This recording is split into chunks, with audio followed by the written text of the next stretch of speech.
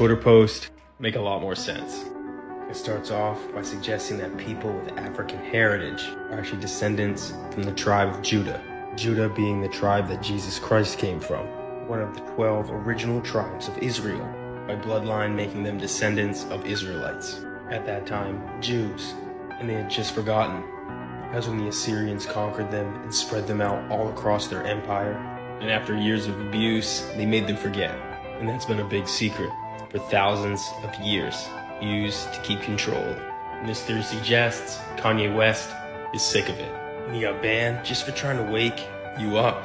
Because Rastafarians believe the exact same thing. They even follow Israelite laws, to the point where they grow their hair out into locks. Like how Samson in the Bible's locks gave him strength till they got cut off. Maybe Kanye just wanted you to keep your locks like Samson. A couple weeks ago, I made a video talking about the Grand Canyon and some of the strange theories surrounding it. Some creators were starting to speculate that the Grand Canyon could either hold ancient ruins or hieroglyphs that show a different part of our history than what we were taught in school, or that there are somehow portals or pathways that may lead to Africa or connect the Grand Canyon to Egypt in some way. Now, obviously, all that is just speculation, but I did happen to find a video that claims to have found ancient artifacts at the bottom of the Grand Canyon in a cave. I want you to check it out and let me know what you think about this in the comments.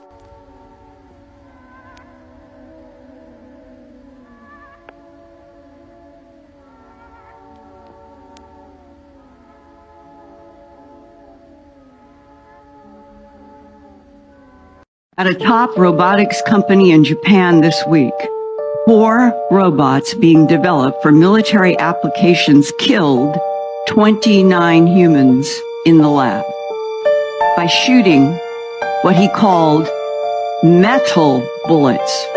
The scariest part is that lab workers deactivated 2 of the robots, took apart the 3rd. But the 4th robot began restoring itself and somehow connected to an orbiting satellite to download information about how to rebuild itself even more strongly than before. There's no guarantee that that's the conclusion it's always going to come to, you know, like, oh, humans suck, like, yeah, you know, maybe? it always does though. There's huge conspiracy theories about the Denver airport. It's huge. There's giant bunkers for like the end of the world for the elite to come and stay safe after everybody else dies. There's a giant horse statue, and people say it symbolizes the apocalypse and the end of the world because it has bright red glowing eyes. The artist that designed it, during the construction of the horse, a piece of the horse fell off, landed on him, cut his leg off, and he bled to death. And so people say this thing is obviously evil because even the guy who constructed it died from it. What in tarnations is going on? This is Gemma Baptista della Portier, and he was an Italian who wrote many books on his studies. He wrote about philosophy, poisons, black magic, occult, but one book in particular was called Natural Magic, and you ain't gonna believe what he did. This guy was crossbreeding humans with animals. Look at the size of that guy's head. In his studies, he went on to say that certain humans will take the characteristics of an animal. If you look like a pig, you're probably gonna act like a pig. We talk about hybrids and clones all the time, but like I said before, there's nothing new under the sun. Hours.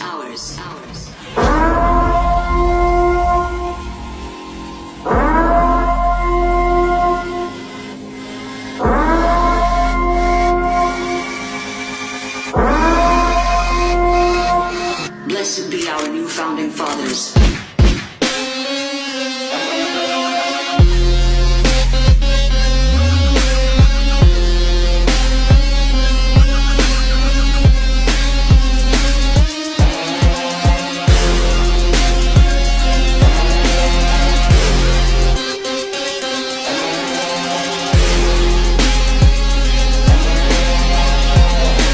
Is not the natural grid of the earth, that's not the ley lines, that is an energetic overlay. When you die, i.e. your physical body ceases to exist, your soul doesn't go back to source.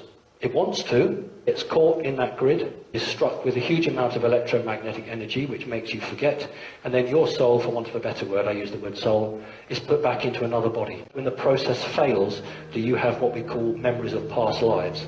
Time and time and time again, souls are recycled on this planet. That's why that guy there stands there with the sword, because that's their domain. You're not getting out. That's a prison. This is a prison planet. What we'll do is we'll put this energetic grid around the earth. Any soul that comes out, we'll see, let's go to Hollywood now. Look for the white light. Oh, I had a near-death experience and I saw the white light at the end of the corridor. Don't do it. That is the trap. Walk away from the white light. That is what you're being indoctrinated with. The white light is the trap. You go to the white light, you are zapped, your memory is partially removed, not always fully, but partially removed, and you return to another body. And, ooh, you've forgotten nearly everything, unless you're lucky enough to have a past life memory. What can you do about it?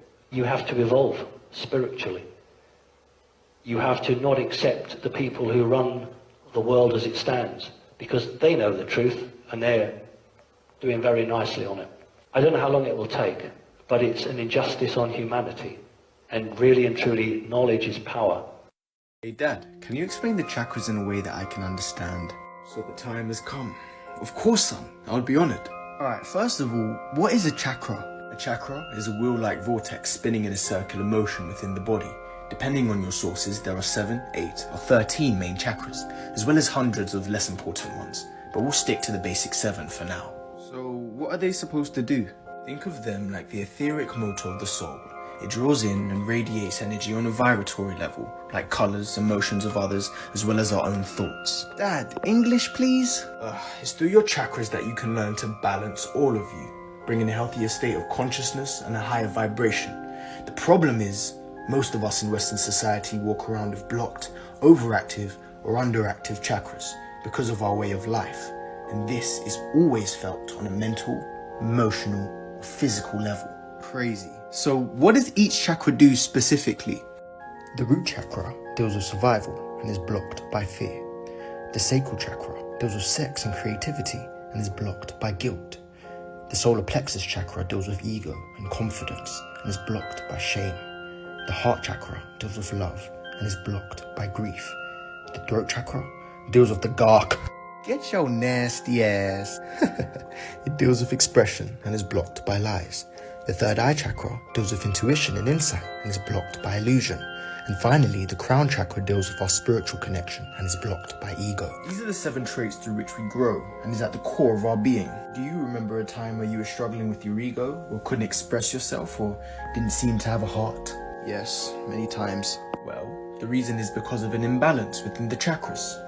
I think I have a blockage in my heart chakra, Dad. Just slow down, son. Yeah, you know what chakras are now, but you haven't even begun to scratch the surface of this topic.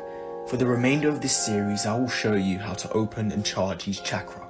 After this, your chakra system will be aligned, and you will finally experience the harmony of mind, body, and spirit. Damn, this information is priceless. Where did you learn this, Dad? I wouldn't have to teach your little ass if you just followed Jay Kaizen, goddamn. So, the government has finally released documents saying that consciousness, astral projection, and the law of attraction is real. But how does the law of attraction actually work? So the law of attraction states that the energy that you emit in your electromagnetic field is the energy that you attract towards you. This is why, like Jamaicans say, if you're nutty, you attract people that are nutty. No, but for real though, this is why you attract people in your life that are exactly the same as you, because you guys are aligned on the same frequency. Or if you believe in yourself and you have a lot of internal power, you attract a lot of abundance to you. What you think directly affects how you feel or your emotions, which then guides what you do and the energy you emit.